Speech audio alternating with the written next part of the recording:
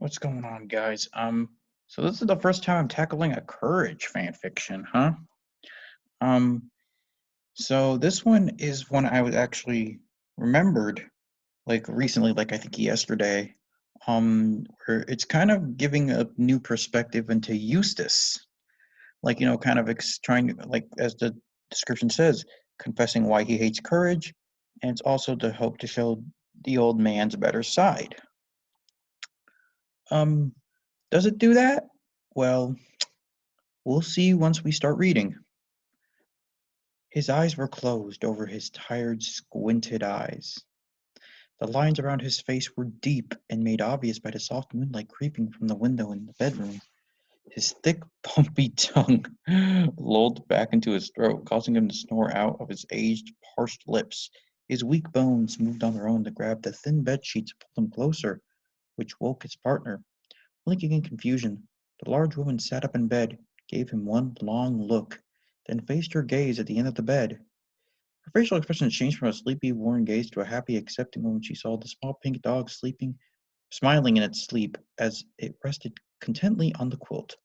Such a good dog, she thought, hugging her blanket to her chest to get comfortable. Quite suddenly, a warm pain curled into her bladder, and she groaned. I have to use the bathroom. Why is she like eh, she thought excitedly. Why is she excited? I've never been excited having to take a piss in the middle of the night. That's so. She gave her husband another look, watched his small frame rise and fall, rumbling like distant thunder with every breath, hoping she doesn't disturb him. Or I think in this case, hoping she didn't disturb him. No, it doesn't. No, it doesn't. Right. She doesn't disturb him. Yeah. She reached across to her desk and put on her thick glasses. Hastily, she shoved the blankets away and stepped her frail feet onto the cold wooden floor, waking her partner without realizing it. She hesitated half on the bed to slide her feet into the pink slippers and that waited, then stood up and started to leave the room. Grumbling upon waking, the man in bed swung his head around in the dim light, trying to figure out why he woke up. That's actually a very good question. Did the floor squeak or something? Like, are you that light of a sleeper? Seeing his wife tiptoeing out of the bedroom, he clamped his teeth angrily and said, does he have teeth? I remember, like, he looked like he had basically no teeth. I said, Muriel, what are you doing out of bed? The pink dog woke up with a jolt from the man's harsh tone and watched the woman with its mouth hung open. The woman was at the door by now, and she turned back to her husband with anxious eyes and said, I didn't mean to wake you, Eustace, but I have to use the bathroom. Frowning, the man waved an arm in the air, the other in a clenching in a fist by his side. Gar, he said irritably. He shoved his head to the pillow and said no more kindly, well, hurry up then. Smiling weakly, the old woman left the room, closing the door midway behind her. The dog on the edge of the bed glanced over at the man anxiously, feeling his tension. Stupid dog, muttered the man, not even looking at it. Shocked, the pink dog whimpered and ducked his head deeper into the quilt, not wanting to draw attention to itself. The man then threw away his covers, snatched his own glasses from the desk, put them on, and gave the dog a savage, teeth-baring snarl. Well, in his case, he doesn't really have teeth. He got out of bed and walked over to the dog, which cowered in place, shivering. She always liked you best. He growls at the dog, pointing a trembling finger at it. Used to it would be. What? I think she just meant used to. Used to just. Used to. I don't know what used to. It would be just me and her. Her making money off pies and quilts, and me out my farming. Then the weather got bad, and the soil dried up, but we still had her cooking. Nervous and nearly blubbering, the pink dog stared up at the man with wide eyes.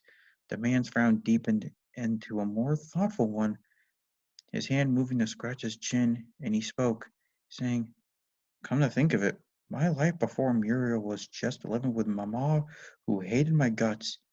Muriel was my lifesaver. His anger rose, and he pointed once more at Courage. He was please pointing at Courage. My life was fine until you came along and gave her a reason to hate me. His tone broke at the end, the expression falling into self-pity. Putting a hand to his chest, the old man said, you gave her something other than hatred and selfishness. I couldn't help being who I am.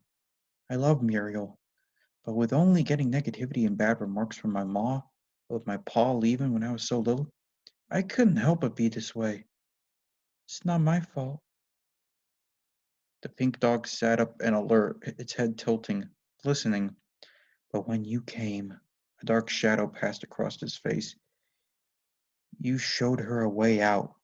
You gave her something to love that expected nothing in return. I only gave her love born from anger and abuse, but I'd never hurt her. That's what you're here for. At that last comment, the dog's ears flew up in fear, and it backed away. The man didn't seem to notice and continued. You're my wood to burn when I need some kind of release. I never needed you until you came along and put me in this state of rage. You take all of Muriel's love from me, and when I can't stand it anymore, I crack. I'm only human, and you're... Sighing, the man looked away to the bedroom door. Somewhere, a toilet flushed. He sighed again and looked at the terror-stricken dog. You're just a stupid dog, he told it. With a short, sad laugh, the man gave the dog a soft rub on the head before returning to bed. As soon as his glasses were off, neatly placed on the desk, the old woman entered the room, all smiles. She kisses the pink dog as she passed by, saying, Good night, Courage. And she climbed into bed, kicking her slippers off with hushed thuds.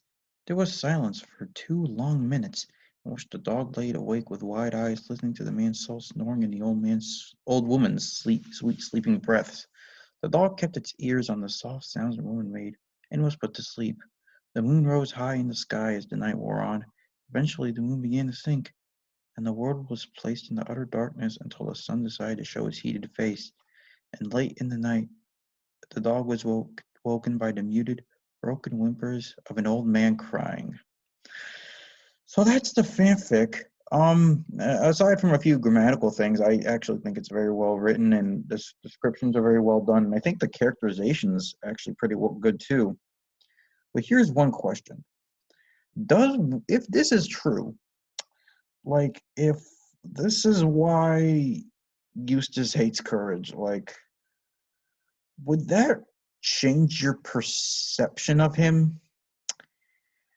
I'm not sure if it would for me, honestly, because well, I kind of get um being like raised in like a horrible conditions and kind of being mean to people. I don't really get like how that's kind of okay for him to like abuse the dog then. It's so yeah, it's kind of a mixed bag in that sense because I got where she was going with this, but like abuse for me is personally something hard to like really forgive.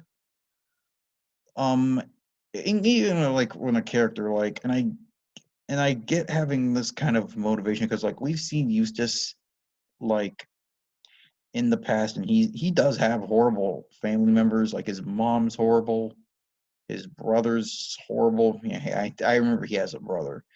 And I don't know about his dad, but like if that's true, I wouldn't be surprised. Um, but yeah, like I don't really exactly think it's gonna make him 100% sympathetic because he's still beating up on an innocent dog. So that's my take on it. Why don't you all leave your takes in the comments below and maybe you can tell me if you agree, disagree, or if I'm wrong or whatever. So that's gonna be the video. If you liked the video, feel free to like, comment, share, and subscribe to the channel because I'm trying to hit 100 to 200 subscribers by the end of the year, which is in about